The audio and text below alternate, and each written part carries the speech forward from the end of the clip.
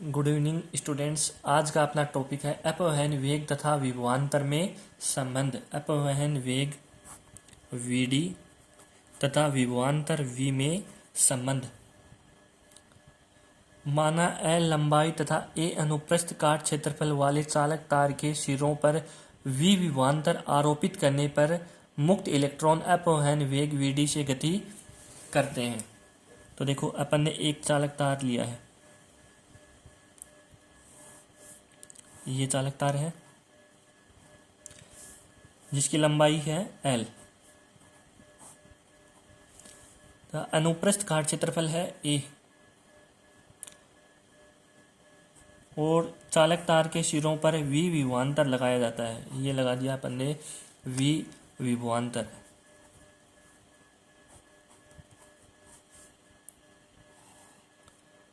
तो चालक तार में उपस्थित मुक्त इलेक्ट्रॉन, ये चालक तार में उपस्थित मुक्त इलेक्ट्रॉन है, अपवहन वेग से गति करने लगते हैं।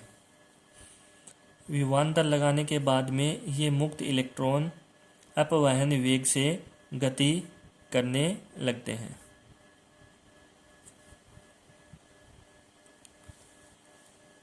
यदि इलेक्ट्रॉन का द्रव्यमान स्मॉल m हो तो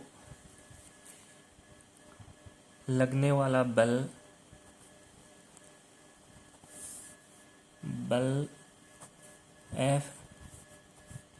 F इक्वल हो जाएगा ma। F इक्वल ma, इसको समीकरण नंबर 1 दे दिया। बल बराबर होता है द्रव्यमान गुणा में त्वरण, द्रव्यमान गुणा त्वरण। अब है वैद्युत क्षेत्र के कारण इलेक्ट्रॉन पर लगने वाला बल। वैद्युत क्षेत्र के कारण इलेक्ट्रॉन पर लगने वाला बल।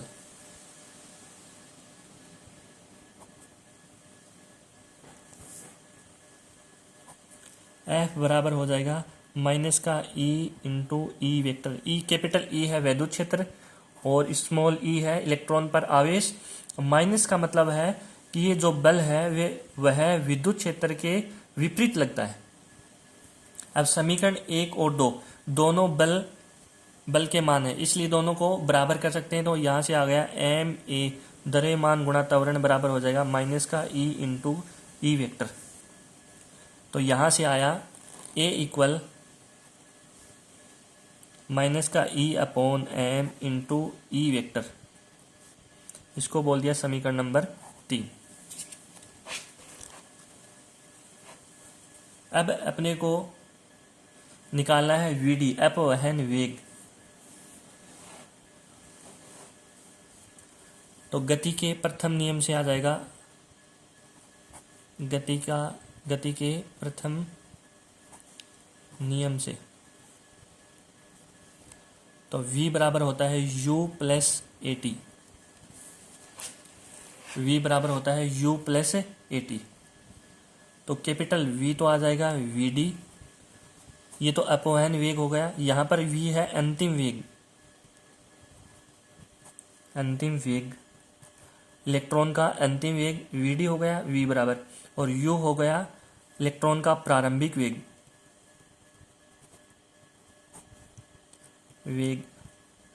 और t हो गया समय।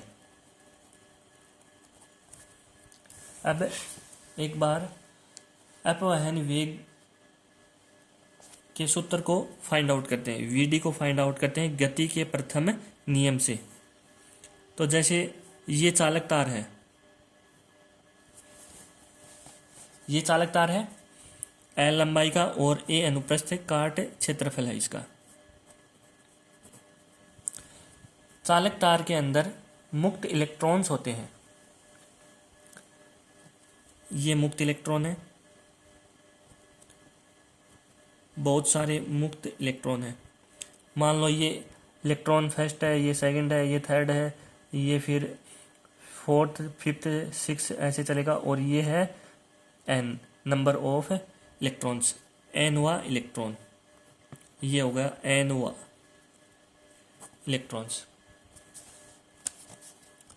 ठीक है, तो अपन बात करते हैं सबसे पहले फर्स्ट इलेक्ट्रॉन की, पहले इलेक्ट्रॉन की। तो जब विभवांतर नहीं लगाया जाता है तो इलेक्ट्रॉन्स जिक जैक गति करते रहते हैं, जिक जैक जिक जैक। ये तो बात हो गई पहले इलेक्ट्रॉन की। ऐसे ही दूसरा इलेक्ट्रॉन भी जिक जैक जिक जैक जिक जैक दिशाहीन गति करेंगे। ऐसे ही एन वाई इलेक्ट्रॉन भी जिक जैक गति करता रहेगा। तो पहले इलेक्ट्रॉन का वेग तो अपन ने मान लिया u1, फर्स्ट इलेक्ट्रॉन का प्रारंभिक वेग। ऐसे ही दूसरे इलेक्ट्रॉन का प्रारंभिक वेग हो जाएगा u2, ऐसे ही तीसरे इलेक्ट्रॉन का हो जाएगा u3। क्योंकि चालक तार में नंबर ऑफ इलेक्ट्रॉन्स, मुक्त इलेक्ट्रॉन्स बहुत सारे होते हैं, इसलिए अपने इलेक्ट्रॉन्स को मान लिया कि n है, किसी चालक तार में मुक्त इलेक्ट्रॉन n है।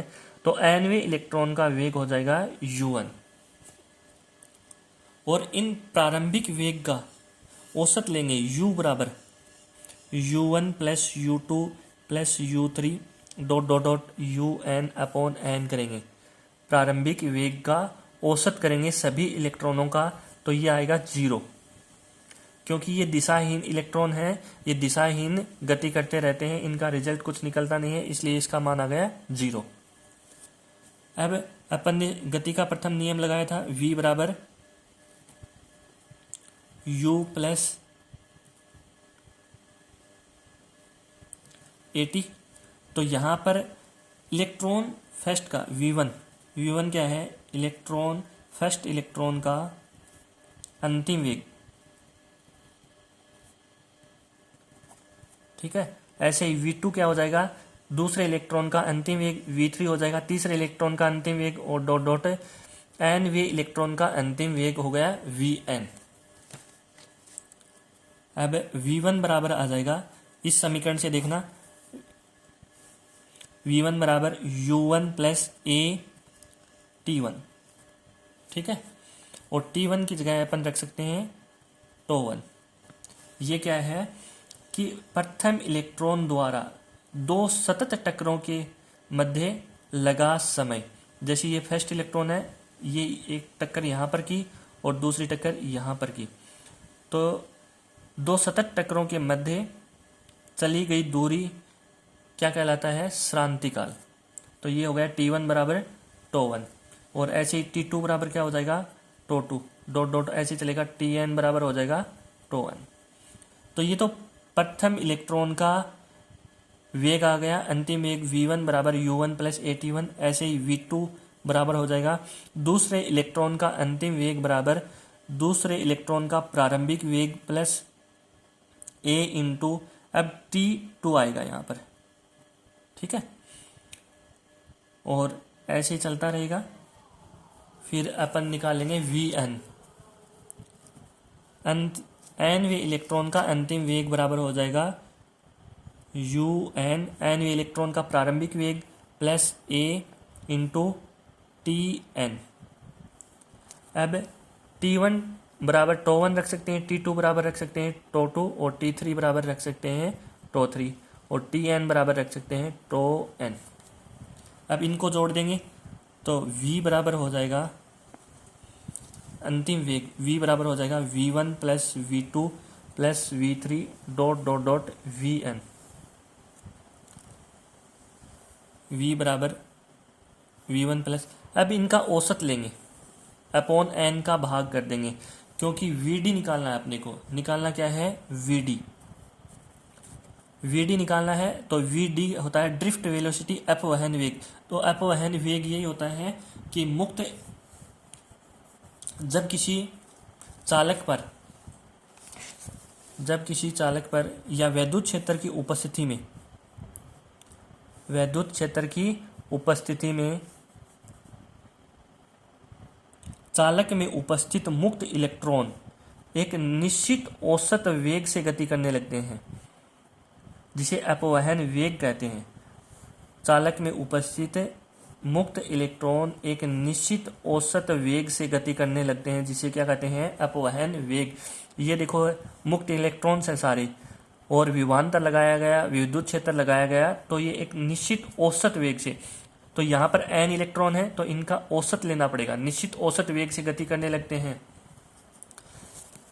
ठीक है, तो उसे अपवहन वेग कहते हैं। अब आ जाएगा Vd इक्वल टू V1 का मान रख देंगे U1 प्लस ए T1 था तो T1 की जगह रख दिया अपन ने τ1 प्लस U2 बराबर था V2 बराबर था U2 प्लस ए τ2 प्लस U3 बराबर था V3 बराबर था U3 प्लस ए τ3 डॉट डॉट डॉट Vn बराबर था Un प्लस ए τn अपॉन में क्या है n, तो Vd बराबर आ जाएगा।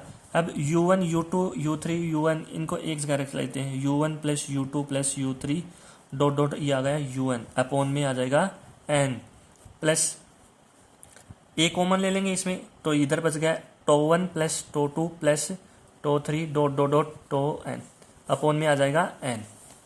अब देखो ये क्या है, ये जब चालक तार पर कोई भी विभवांतर नहीं लगाया जाता है तो इलेक्ट्रॉनों का वेग है औसत वेग, और औसत वेग इलेक्ट्रॉनों का अभी अभी अपन ने पढ़ा है 0 होता है, तो Vd इक्वल टू आ गया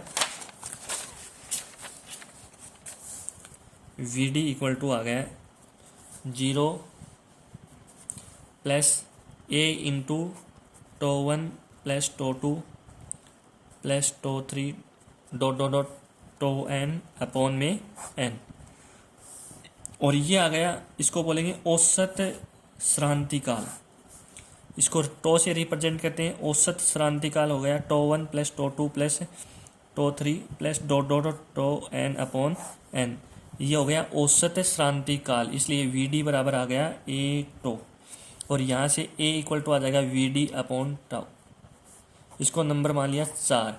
तो समीकरण 4 की वैल्यू समीकरण 3 में रख देने पर, अब समीकरण 3 अपन ने माना था a बराबर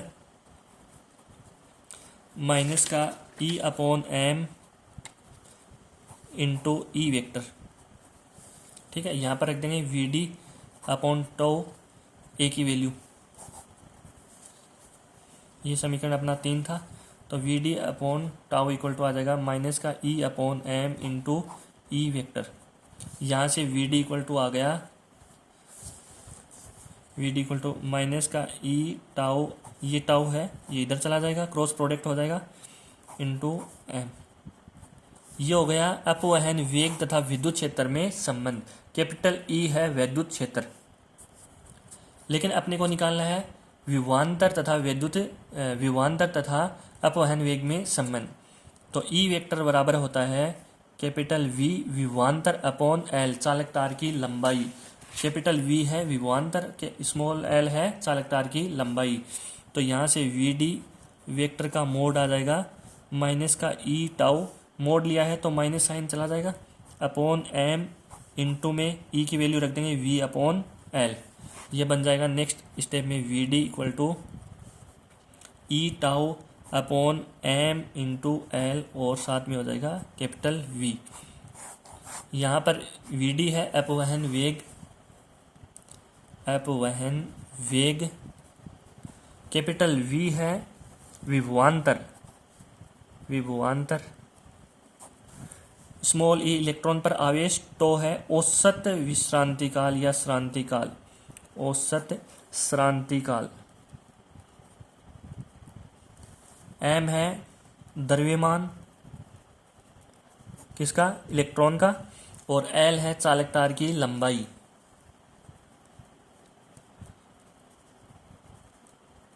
चालक तार की लंबाई देखो, अपवहन वेग और विभवांतर में ये संबंध आया Vd equal to E τ upon ml into capital V।